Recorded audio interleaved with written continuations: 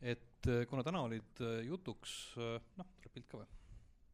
Ehk et kuna täna tuli siin mitut puhku jutuks erinevad workflow'd, lihtsamad ja keerulisemad, siis ma olen nagu vaadanud kõrvalt erinevate workflow'de implementeerimisi ja otsapidi olnud seal sees ja tõenäoliselt olnud sees niimoodi, et see kultuuridisko pole selles mõttes eelnevalt piisava tugevusega toiminud ja mind veennud sellest, et kuidas see workflow mind arendab, siis ma olen nagu alati mõnevõrra skeptiliselt vaadanud.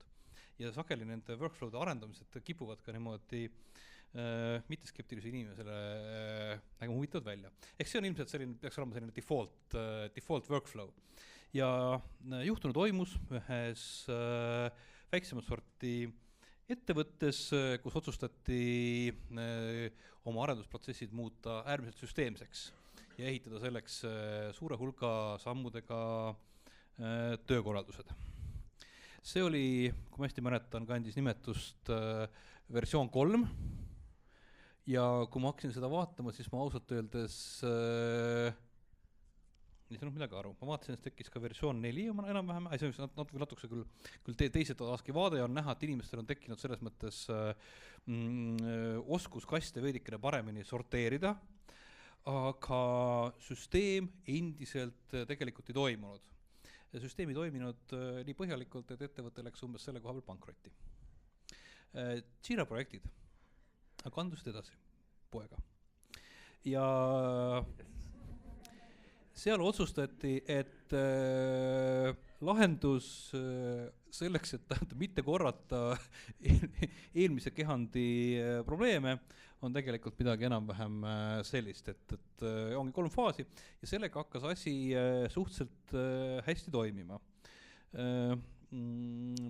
Toimis sellel hetkeli, kuni keegi lidas sinna juurde selles mõttes ka mingisuguse sammu, mis oli reaktimise võimalus. See oli vist arendajate poole pealt. Ja siis hakkasid tekkima järgmised probleemid, sest et arendustiimi poole pealt ilmselt seoses puuduliku kultuurilise taustaga hakkas muutuma spordiks Jira pingpong. Ehk siis tähendab, et nagu loll on see, kes ei leia põhjust tiketit rejektida, Alati on olemas, mureks on see, et kas projektijuht ei olnud asja piisavalt hästi kirjeldanud, kliendi viga ei reprodutseeru meie develis või midagi muud sellist. Ja siis siin tegelikult võiks ilmselt teha neid vahepealseid samme veel, aga ma tollel hetkel ma olin oma enda Jirasse siis teinud just täpselt sellise pildi, kus see dokumenteeris siis sellist järgmist selles mõttes pitfalli, millega tegelikult ka ettevõttel tegelikult väga hästi ei läinud. Ehk et ka selle koha pealt tuli välja, et majandustegevus ei ole jätkusuutlik. Ja ma arvan, et nad on nüüd suutnud naasta veidikene teistsuguse projektorganisatsiooniga selle juurde ja tegutsevad oluliselt mõtestatumalt. See oli selles mõttes minu selline kasutajalugu ja kasutajakogemuse pool, et äkki kellelgi on veel midagi või? Äkki kellelgi on oma lugusid implementeerimiste poole pealt, et mis on läinud, eriti just asjadest, mis on nagu mingit pidi selles mõttes nihu läinud, sest ma tean, et nihu läinud asjadest on meil alati kõige rohkem õppida.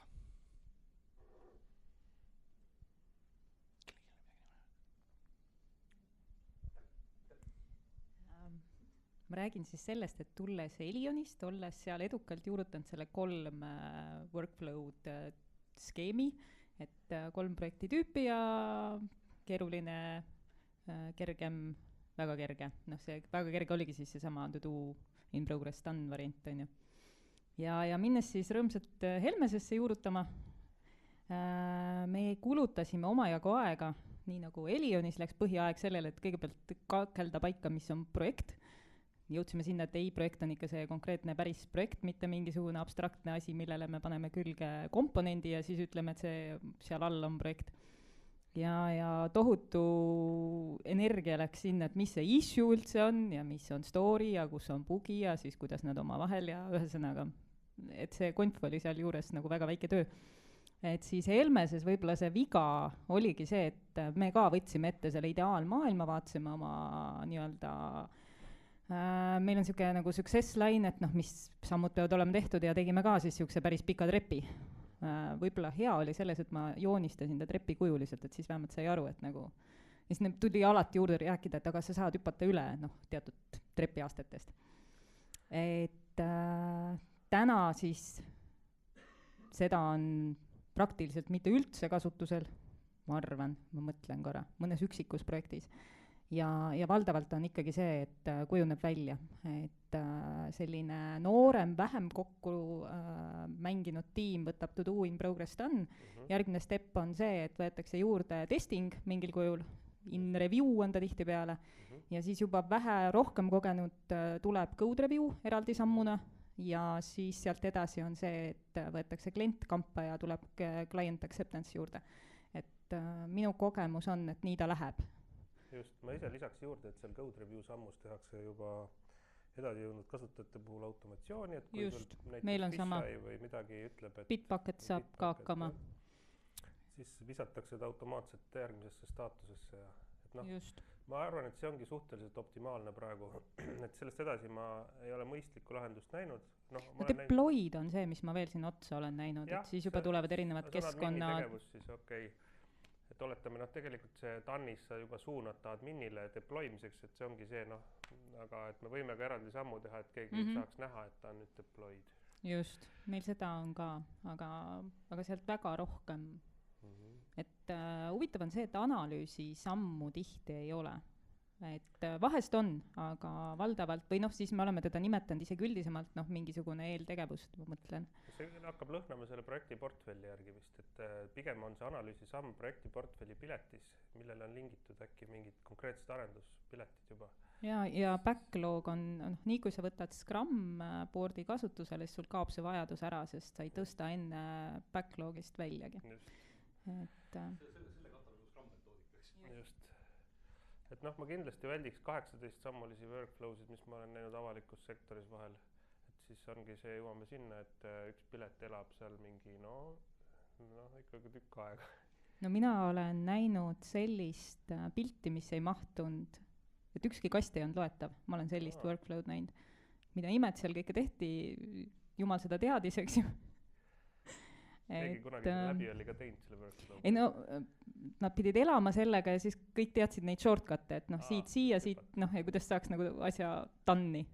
Selle peale võiks mingi mängu teha, et kes just. Leiab tee lõppu. Et loetavust seal ei olnud. Mitu sammu siis on selline? Mina pakuks, et 4-5 maks. 4-5. Ja 4-5 ma arvan on tüüpiline, jah. Et kui teha keerulisemalt lihtsalt, siis arendajad vihkavad teid ja nii lihtne ongi.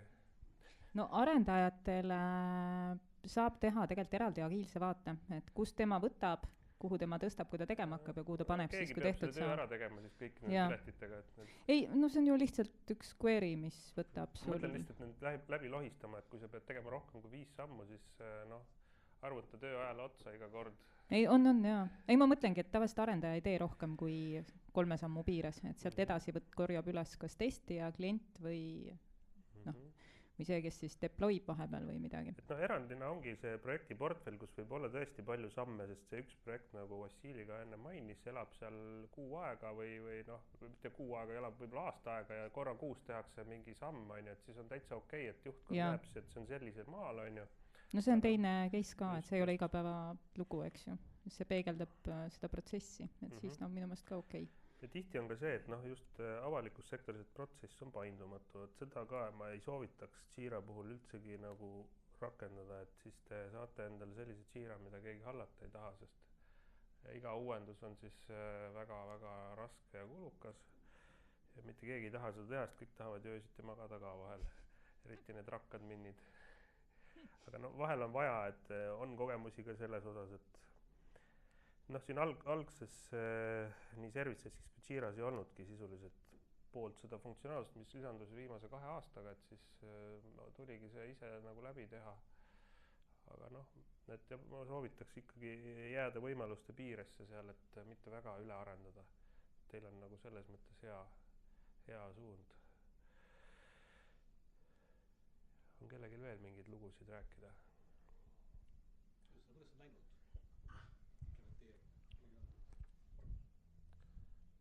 Keegi ei ole viisavalt kaugele jõudnud, terve pikalt plaaninud. Praegu on jah hea aeg sellega minna, et nüüd on enamik featuure siin juba ära tehtud, mis oli nagu must have, ennem olid vaja need nagu välja mõelda, aga jah, Triinu andis ka hea vihje, et see on kullast ämber, kuhu saab hästi palju kullast õunu panna, et see tasuks ka alguses võib-olla läbi mõelda, et kui palju neid õunu sinna tahetakse panna. Meil on ka süsteem, et vaata ennast peab kuidagi ju, ma ei tea, kaitsma, võib-olla ei ole õige sõna, aga neid soove, mida järgmise pluginaga lahendada, nagu üksikisikutelt on aegade jooksul väga palju tulnud, aga me oleme siis ütleme nii, et meil on üks demokraatlik mudel, et kuidas me siis otsust teeme, et see on siis tiimijuhtide enamus, peab olema nõus. Ja tegelikult lõppkokkuvõttes vaatan ma ikkagi eelarvele otsa ka, et enamus võib öelda, et meil on hädasti vaja seda asja, mis maksab seal 10 000, et Jira selle kõrval ei maksagi väga, et siis otsus võib ka sellelt kohalt veel tagasi põrgatada. Aga see on oluline, jah. Teistpidine näide nagu admini poole pealt, et kui ta tahab pluginat nimega näiteks SU for Jira või Script Runner, siis keegi ei saa aru, mida ta tahab. Aga ta ütleb, et jõle oluline on, siis ma soovitaks, et ostke see, kuna lihtsalt ta saab varem magama õhtul. See on, tõesti, ta teeb elu nii palju lihtsamaks, eriti Script Runnerit. Ja see on nagu standardpaketi sisse mul räägitud. Ei ole väga, sorry. Ja ma ütlengi, et see on nagu standard, selle üle ei aruta, et ütleme, et Jira adminina peab jääma veel mingi lisaotsuskoht. Hoidke oma adminne ja peakasutajaid, et väga toredad inimesed üldiselt, kui nad on viitsinud selle selgeks teha endale, siis ma alati ise ka neid üritan toetada. Ja mis ma soovitan, et kui keegi alles hakkab, et ärge laske kogu oma seltskonda selleks päris globaaladminnideks. Jaa, hoidke kand maas ikka. Et seda pärast tagasi ära korjata on väga keerukas. Et mina sain vastu näppe pilootprojektis, kus ma lubasin rohkem just selleks, et nad saaks siis rohkem katsetada. Ja ära korjasin sel hetkel, kui nad üksteise asju hakkasid seal ära susserdama. Ja peale seda kõik mõistavad. Kui kõik vaatab katki läinud korra, et siis ärge seda reneimige, seda staatust nüüd ümber, et... Just. Et... seda tasub hoida valitud seltskonnal, mida mina rakendan, olles ju pannud kokku nii-öelda nendest lauaalustest Jiradest, kus siis olid ju väga pädevad kasutajad, kes oskasid oma Jirasid adminnida, luban päevapõhiselt. Ja lugedes ette ja taha sõnad peale, et kellegi teisi asju ei tohi kuskilt otsast katki teha, et nad peavad mõistma seda, mis nad teevad. Ja see on toiminud.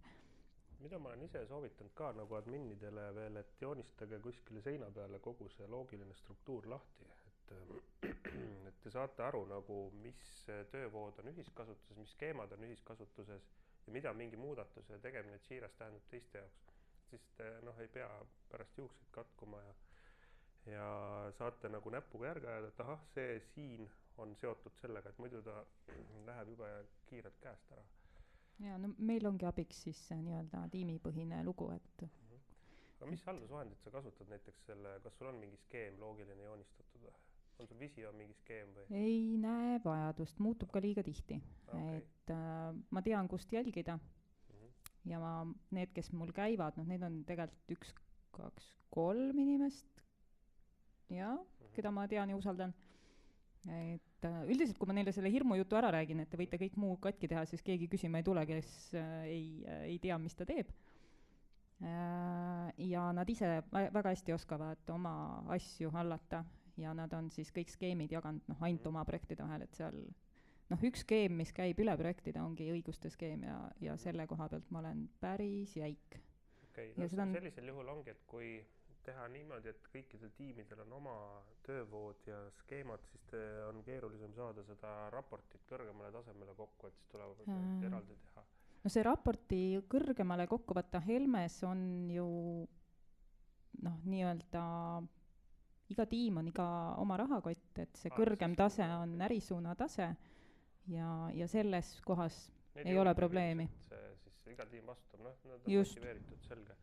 Riigisektoris on täpselt vastupidi, et siis on mingi suur juht ja nõukogu, kes tahab kogu infot, et siis peab olema see skeemad kõigil ühised, et muidu me pärast raiskame tohutut aega nende raportite genereerimiseks. Mõistlik on pigem korjata see info kokku siis juba ühtmoodi. Noh, minu raskus on see, et see meie ops tiim, nii-öelda operations, siis teeb igasse projekti tööd, aga abiks on olnud näiteks töövoogude puhul need kategooriad. Ehk see on see, mille järgi ma korjan kokku nende taskid ja mille järgi ma saan aru, et nüüd on tehtud. Et see on nagu abiks. Ja meil on üldiselt üks loogika on ka, et väga väheste eranditega esimene staatus on alati to do ja viimane staatus on alati done. Et see aitab ka. Ma ei tea, kas me jätkame dialoogi või keegi tahab äkki. Võime pärast kokku saada. Kommenteerida ja küsida, muidu läheb nagu väga. Mul on üks siuke küsimus, või küsida nagu kitsamalt laiemalt, et kas te olete märganud ka kasutusi, kus Jirat kasutatakse milleks seda kindlasti ei oleks mõtet kasutada? Et inimesed kindlasti, kui sul on mingi tööriist käes ja sa oled hakanud, tähendab, nagu asju selle peal tegema, siis tekib selline ühe tööriista kompetents ja sa üritad nagu seal kõiki asju teha, et nagu paljud inimeste jaoks Excel on teadupoolest ka parim andmebaasi platvorm, eks ju. Mult on küsitud kunagi CRM-i ja ma isegi mõtlesin selle peale ja põhimõtteliselt tehtav, aga väga keeruline võib-olla kasutada, et neid tööriistu on paremaid kõvasti kindlasti, et iseenesest saaks muidugi, aga võib-olla kas mõtet on.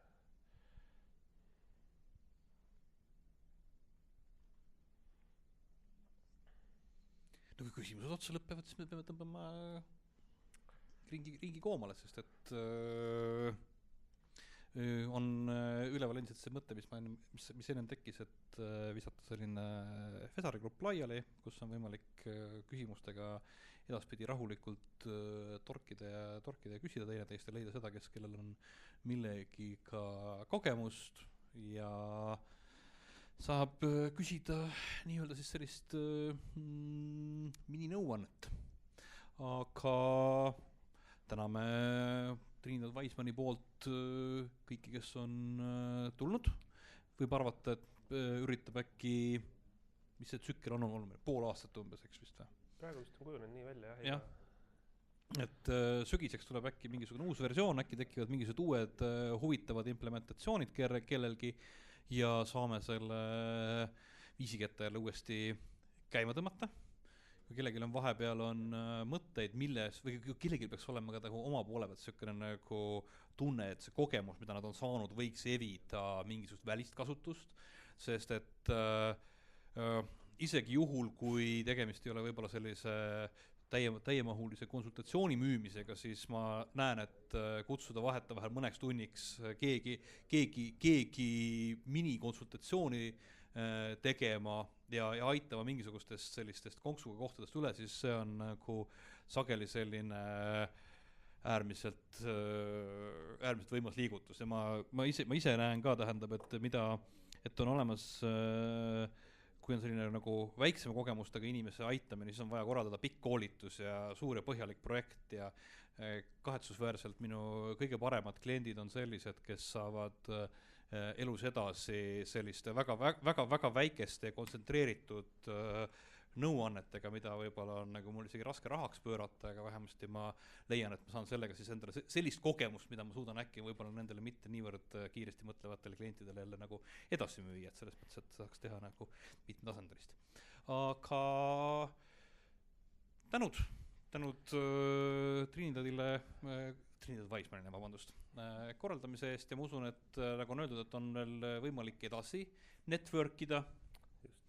Ehk et kuna ma nägin, et pärast kohvipausi algust inimesed asusid kohe küsimusi esitama teineteisele, siis do carry on. Aitäh! Aitäh Peetrile ja esinejatele ja kõigile, kes tulid!